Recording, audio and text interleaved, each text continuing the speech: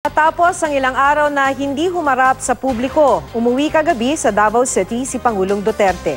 Umalis ang Pangulo sakay ng helicopter kagabi at dumating sa Davao pasado alas 8. Dumiretso sa kanyang bahay ang sinakyang chopper.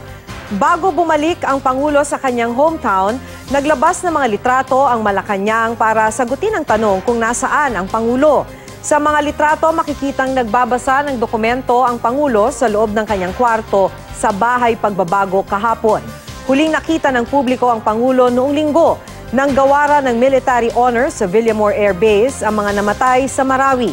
Nauna nang sinabi ng Malacanang na kailangan lang magpahinga ng Pangulo.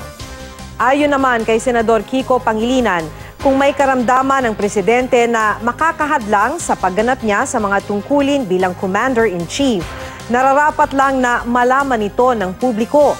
Hinimok din ni Senador Panfilo Lacson ng Malacanang na sabihin sa publiko ang kalagayan ng Pangulo. Hindi raw ito problema lang ng kanyang pamilya, kundi pati ng buong bansa.